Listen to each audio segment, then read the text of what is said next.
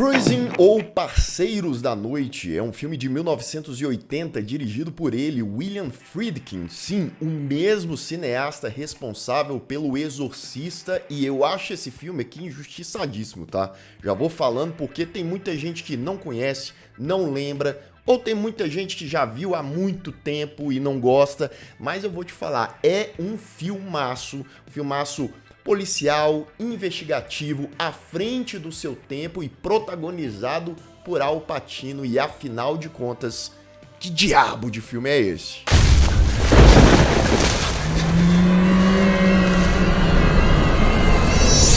This is what you're looking for.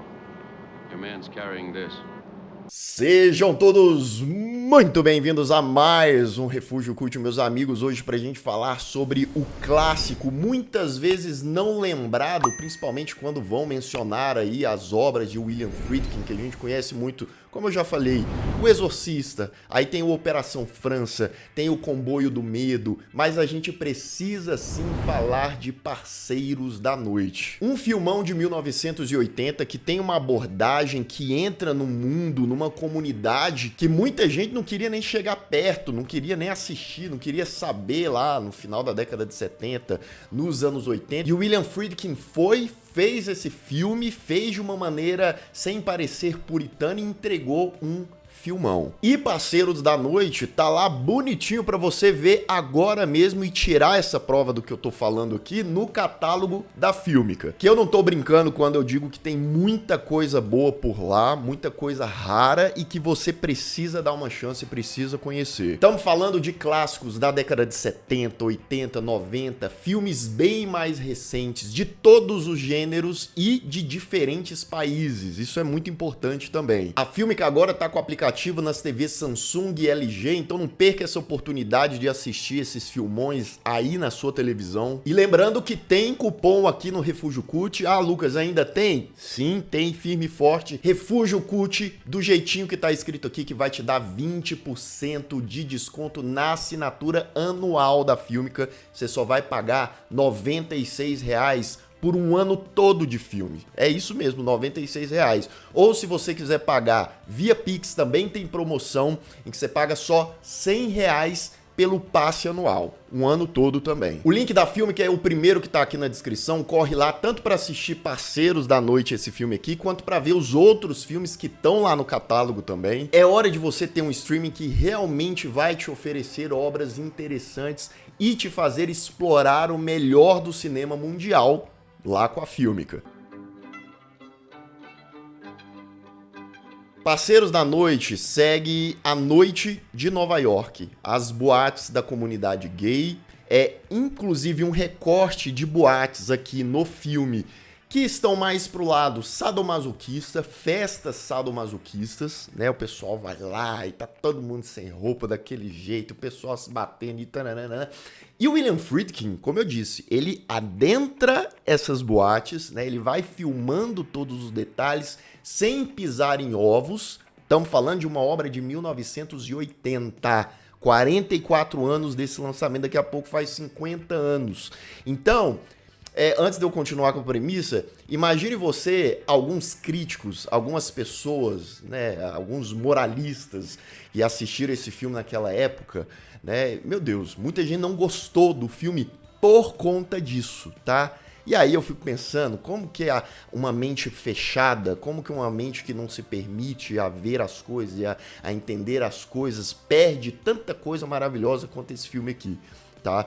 E aí tem um assassino, tem um serial killer que passeia por entre essas boates aí na noite de Nova York, seduz ali alguém, um cara, né, e acaba matando essa pessoa brutalmente, tá? Brutalmente.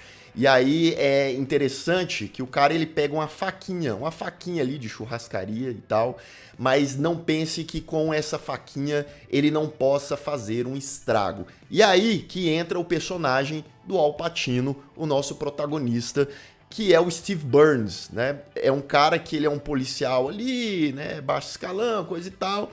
E aí o chefe dele ele fala, rapaz, você quer ser policial infiltrado? Aí o Steve fala, opa, legal, hein? É uma oportunidade. Só que aí ele vai explicar essa complexidade, né? Steve Burns, isso é importante, tá, para esse contexto. É um policial hétero que precisa se infiltrar na comunidade gay e na comunidade sadomasoquista. Então, ele aceita aquele desafio, né? Ele não vai poder ir armado, porque ele tá infiltrado, né? Então, assim, é um desafio para esse cara. É uma coisa, e eu acho que o Al Pacino ele faz isso bem nesse filme, que esse personagem ele é quase que um avatar pro público, pra gente que tá assistindo. Porque boa parte desse filme, ele tá observando à noite, ele tá aprendendo ali, ele tá adentrando ali. É uma coisa diferente de tudo que ele tinha visto na vida dele até então. Vamos supor que o personagem tinha ali uns 30 anos de idade, né? E a gente vai vendo aquilo ali. E muitas coisas absurdas vão rolando, o povo na festa. E você fala, rapaz, esse rapaz aí é corajoso. Rapaz, esse cara vai fazer isso aí mesmo? Né? Então o Steve, ele fica impressionado, boquiaberto, com várias coisas. A gente também. E não só isso, o Steve tá correndo perigo. Por quê? O chefe dele escolheu ele, né? Porque ele tem o perfil dos caras que estão morrendo. O jeitinho ali, cabelo, estatura e tal. Então o Steve também, muito provavelmente, pode ser uma vítima desse assassino. Porque eles querem tirar esse cara das sombras. Esse cara tá desafiando ali a polícia. Então, esse filme também traz muito essa questão da relação da polícia naquela sociedade, naquele tempo, como eles tratam aquelas pessoas, como eles estão investigando aquelas mortes, aqueles casos, a cobrança, a pressão em cima daquilo. Então, sutilmente o filme traz isso, mas tem essa questão política de querer resolver aqueles casos, ou como aqueles casos estão sendo tratados e como aquilo vai influenciar, né, determinadas pessoas que estão disputando determinados cargos ali. Então sim, esse filme ele traz tudo isso em seu contexto. Claro, algumas coisas ele dá uma pincelada, é muito mais superficial, outras coisas ele se aprofunda mais, mas eu gosto como o filme ele se aprofunda mais na vivência desse personagem, na observação dele naquele mundo, em como aquilo é uma ameaça e na abordagem do próprio assassino. Eu acho interessantíssimo, porque esse assassino aqui, esse serial killer, ele não é apenas um enigma, um mistériozinho bobo pro filme. E na parte com spoilers eu vou adentrar isso, mas ele também serve como elemento fundamental a todo aquele contexto que a gente está vendo. Quais são essas motivações? Por que aquele cara tá fazendo isso com aquele público específico? Isso não é spoiler, tá? Que eu vou falar aqui agora, mas o filme ele não esconde aquele assassino. Ele mostra e não mostra ao mesmo tempo. Como assim, Lucas, você tá maluco? Não. Desde o início ele mostra aquele assassino, roupa de couro, óculos escuros à noite, aquele jeitão, aquele cabelão assim, característico, década de 70/80, né? Mas ele deixa aquele cara no canto, ele deixa aquele cara na sombra. William Friedkin filma ele com uma certa esperteza, que você acha que você tá vendo aquele cara, mas será que você realmente tá enxergando aquele cara? E como ele vai mostrando esse cara agindo também é interessante. Por exemplo, a primeira cena, a primeira morte que esse cara faz ali, que é uma morte brutal e tal, mas a construção da cena, a direção dessa cena, num apartamentinho pequeno, e como o William Friedkin manipula essa tensão, será que o cara vai fazer? Como que o cara vai fazer? Né? E aonde ele vai deixando esse personagem até chegar em sua vítima. Tem sim algumas outras mortes mais simplistas, mas que não deixam também de serem interessantes e onde elas são feitas, enfim, é muito bom. Estamos falando também de um filme que ele é muito vivo, né? Como ele se passa ali na noite, nas boates, nas ruas, o pessoal andando, conversando, fazendo as coisas, e no meio do parque, e se pegando, e coisa e tal. E o Friedkin, ele vai explorando aquilo, ele vai andando aquilo com uma certa energia. Eu acho que muito tanto da montagem é muito importante, como ele vai estabelecendo esses momentos ali, enquanto, né, o protagonista vai explorando esses lugares e esses personagens, mas a trilha sonora é um fator essencial aqui para transmitir essa coisa enérgica do filme, essa coisa pulsante. É uma trilha sonora que 80 ou 90% do tempo ela é muito agitada. Às vezes o personagem, o Steve, ele tá conversando ali com outro personagem numa lanchonete à tarde e a trilha tá no fundo e é aquela coisa que não te deixa descansar. E para esse filme isso funciona muito bem. Esse filme me manteve intrigado por grande parte da sua duração e tal. Eu acho sim que na metade dele, até esse fator investigativo, às vezes ameaça ou até cai numa certa monotonia, mas depois ele volta. Eu acho que, por exemplo, a relação que o Steve Burns tem com a namorada dele, eu entendo que é um elemento que precisa estar aqui, mas ele não tem muita força, ele não tem muita presença de modo geral pro filme, mas também não prejudica tanto a produção, não. O que importa aqui é a transformação desse personagem, porque não tem como ele se infiltrar e entrar de cabeça e ficar, de certa forma, até obcecado e muito mexido com aquilo, e ele não ser uma outra pessoa. E perceba como, ao mesmo tempo, estamos falando de uma comunidade enorme, cheia de pessoas diferentes, mas naquele contexto, naquele recorte, naquelas boates, são todos muito parecidos. Eu digo, principalmente nas suas vestes, né? Era muito uma característica. Cara, estamos falando de 1980, jaquetão de couro, óculos, né? Uma camisa ali por trás. Então o Steve, muitas vezes, ele tá muito parecido com vários outros personagens ali. Ou seja, é uma agulha no palheiro, né? No meio daquela imensidão, mas ao mesmo tempo claustrofóbico dentro daqueles lugares onde um assassino tá à espreita. Então, meus amigos, Parceiros da Noite é um filmão, tá? Eu dou uma nota 8 pro filme, apesar de uma coisinha aqui e outra, é uma experiência ótima, tá? É um filme que, como eu disse, reforço, tá? Deve configurar entre os grandes filmes, as grandes direções de William Friedkin. Todos os outros filmes que eu citei, sim, são grandes filmes, grandes clássicos, mas esse aqui precisa ser lembrado, né? E você pode assistir lá na Fílmica, link aqui na descrição, veja.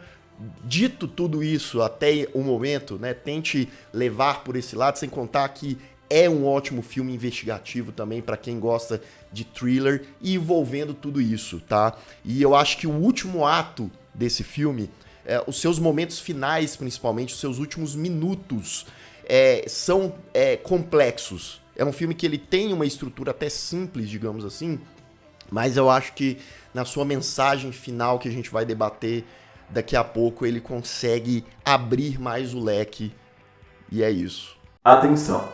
Aviso de spoiler. A partir de agora, continue por sua conta e risco.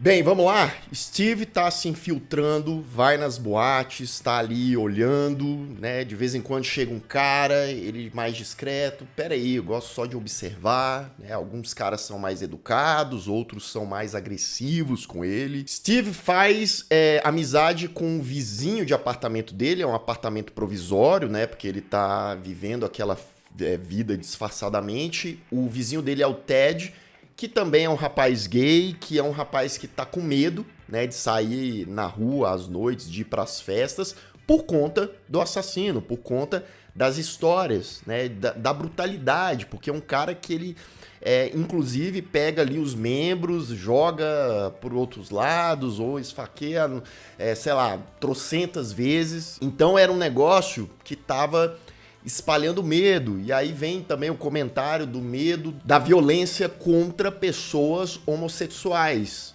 1980, 2024, né, a gente pega essa ligação, infelizmente, né, mas tá aqui. Esse filme, ele tem uns detalhes simples, mas muito interessantes. Por exemplo, tem uns caras que tão com a farda, tão de policial, e aí eles atacam o pessoal das festas e tal, ao mesmo tempo que tem pessoas que se disfarçam de policiais e saem por aí pra fingirem serem policiais e esbanjarem dessa autoridade, fazerem maldade. Tanto é que tem, por exemplo, um momento que uma festa em que tá todo mundo vestido de policial. Inclusive o Steve é expulso dessa festa porque ele não tá vestido de policial. E aí, assim, não tô falando que a polícia não pode também fazer, alguns policiais ali não podem fazer merda, não faziam merda com o pessoal, tá?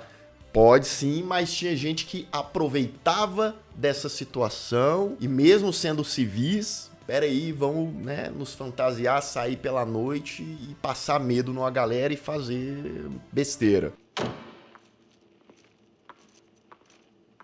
E aí o filme vai mostrando, principalmente na primeira metade, né, o modus operandi do assassino, como que ele aborda ali os caras nas festas, e aí leva um cara para um apartamento. Essa cena é muito boa, né, porque ele muito discretamente depois ataca o cara, né, com a faquinha dele lá.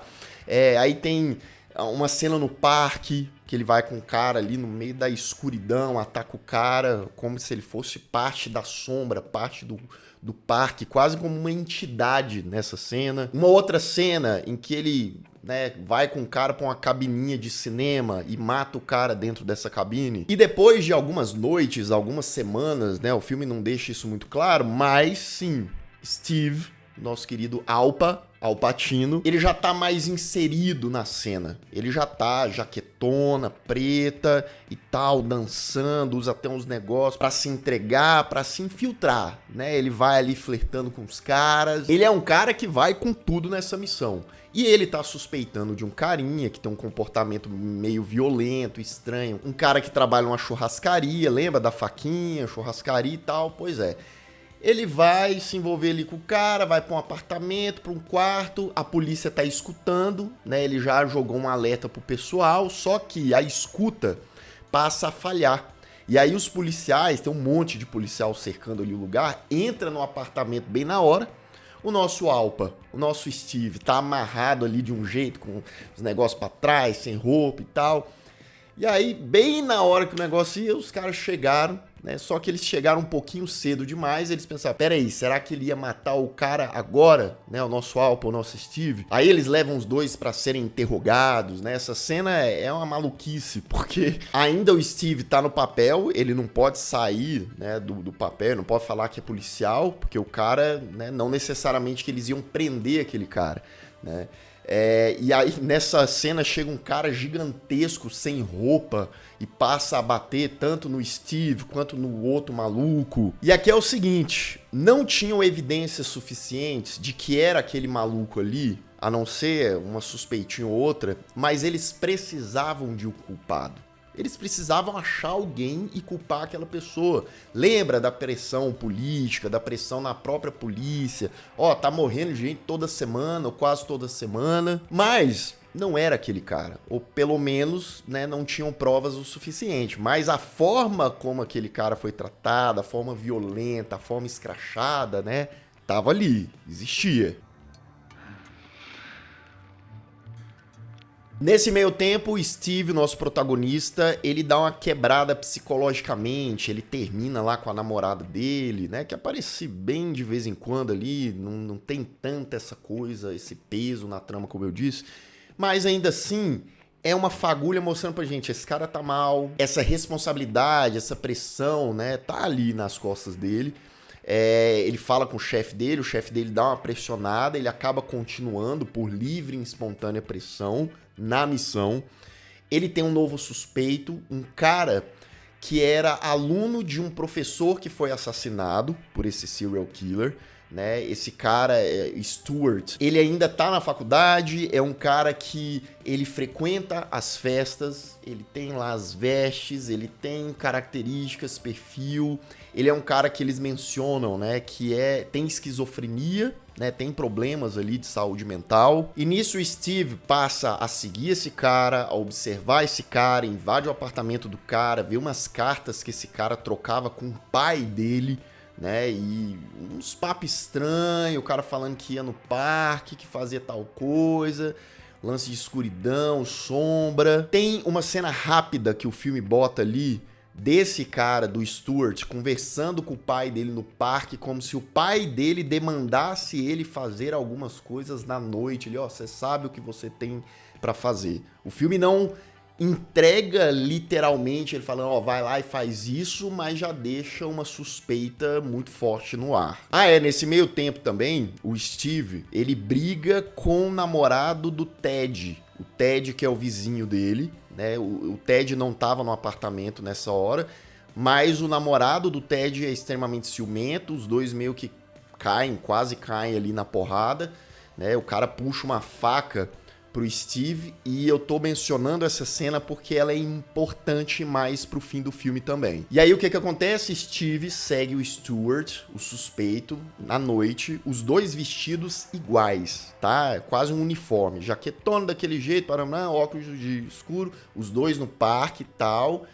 Eles se encaram ali, fica aquela tensão, bora ali no canto, bora. Eles vão pro vamos ver, né? O Steve acha que ele vai puxar uma faca ali, acontece uma confusão ali entre os dois e o Steve é mais rápido. De fato, o Stuart puxa uma faca, o Steve já dá ali uma no bucho do Stuart. O cara, né, o suspeito, é internado, tá vivo, né? E o capitão ali chega pra, né, falar, e aí, foi você é o assassino, você matou essa galera. E o cara, ele nega tudo. Ele fala, ó, eu só puxei a faca porque o cara puxou a faca, no caso o Steve. E realmente é uma cena ali meio de uma confusão entre os dois. E o Stuart fala categoricamente, eu nunca matei ninguém.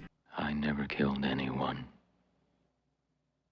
É válido lembrar que o policial até menciona pra ele ali na hora que ele tava acamado, né? Ó, sua digital tava em fulano de tal que morreu, né? Só que tava em um fulano de tal. E todos os outros, né? Mais uma vez, também era aquela coisa do desespero, a sede incessante pra achar o culpado. Bem, mesmo assim, pra ele e aparentemente pro Steve, eles tinham ali o culpado. Não, tem que ser esse cara. O cara, né, tem os problemas dele. O pai do cara tinha morrido há 10 anos, mas ele ainda falava com o pai dele, né? Então eles pegaram essas coisas e falaram, não, é o nosso cara, é isso. Steve é promovido a detetive, ele fica bem, eles, né, tem um fôlego a mais ali, ele parecia sufocado, ele volta a morar com a namorada, a missão acaba e o filme nos mostra uma cena intrigante. O Ted, o vizinho, ex-vizinho agora do Steve, dias depois que a missão acabou e tal, ele é assassinado no apartamento dele. O chefe lá da polícia, ele vai até o apartamento, né? Já tá todo mundo lá e tal. O Ted tá morto. E aí logo a gente pensa, né? Será que foi o assassino? Uai, mas então prenderam o cara errado? E é aqui que esse filme eu acho que ele deixa esse mistério, entre várias aspas, do filme, muito mais complexo e reflexivo. Porque não necessariamente foi o serial killer que matou o Ted, né? Muito provavelmente pode ter sido, por exemplo, o namorado ciumento do Ted, nervosinho do Ted, né? Inclusive eles falam, ó, ele tem um namorado, vá atrás do cara e tal. Mas ao mesmo tempo não podemos afirmar com certeza isso. Ao mesmo tempo que a última cena desse filme, que também é uma cena intrigante, é o Steve no apartamento da namorada fazendo a barba no sofazinho. Tem a roupa clássica, a jaqueta, o chapeuzinho, o óculos escuro, a namorada dele até pega, se veste e tal, o Steve fazendo a barba com a cara meio suspeita, olhando pro espelho, né? E assim o filme acaba. E aí, vou dar claro a minha perspectiva, que não é a verdade absoluta, mas o que eu refleti sobre o filme depois e tal, né? O Steve, ele precisou se tornar uma pessoa daquela comunidade e tal, nas vestes, no comportamento. E aí entra aquela coisa, né, de será que fazia tanta diferença saber quem matou o Ted, por exemplo, se era o serial killer, ou mais uma pessoa que estava cometendo violência contra um homossexual, né? E aí, quando uma cena no finalzinho, eles mostram à noite um cara vestido igual todos eles, andando ali, parecendo muito serial killer, como se ele ainda estivesse livre, eu acho sim que não era o cara que estava internado, o serial killer, mas mais uma vez, não necessariamente era uma pessoa, não necessariamente era uma pessoa cometendo todas aquelas violências. Tinha o serial killer, mas tinha vários outros, né? Então era uma violência generalizada. O filme até deixa em aberto, será que o Steve matou alguém nesse meio de tempo? Eu acredito que não, tá? Eu acredito que sim, ele estava impactado psicologicamente, o filme deixa aquele mistério no ar. Não acho que seja esse caso, mas eu acho que sim, o serial killer ainda estava solto e outras pessoas que matavam, né? Pessoas estavam ali à torta e à direita, e são violências que acontecem aí, infelizmente, no decorrer de tantas décadas. E é muito interessante a gente ver um filme como esse, de 44 anos de existência, com essa abordagem, com essa temática e com essa coragem, tá? E como eu disse, para além disso tudo, ainda funciona muito bem como um filme policial, investigativo, etc, tá? Lembrando, tá lá na Filmica para você assistir agora mesmo. Você pegou todos esses spoilers? Não interessa, tenha a sua própria experiência, é o que eu sempre falo aqui no canal, tá? Eu gosto de destrinchar, de trazer, até porque o bom de falar com spoilers é que dá pra gente falar todas essas coisas que eu falei na parte com spoilers que eu não posso falar necessariamente na parte sem spoilers, até pra não estragar a experiência de quem quer ir lá ver o filme. Você pode ver lá na Filmica. Deixa aqui nos comentários o que você acha dessa produção, desse tema. Lembrando, com respeito, tá? Vamos ter respeito, porque determinadas temáticas parece que a pessoa, né, as pessoas de modo geral, elas ficam enfesadas, elas querem demonstrar, não, porque isso é um absurdo. Absurdo por quê, meu amigo? Você tá bravo por quê? Vamos respeitar as pessoas, porque amanhã pode ser você o desrespeitado, né? Isso é importante a gente lembrar. E se você ainda não é inscrito aqui no canal, se inscreva aqui embaixo, clique no sininho para receber todas as notificações e deixe o seu like, que ajuda muito o Refúgio Cult. E eu vou ficando por aqui, caso você tenha perdido os últimos vídeos do canal, ó, estão aparecendo bem aqui do meu lado, é só clicar e assistir caso o YouTube não tenha te mandado. Um grande abraço e até mais.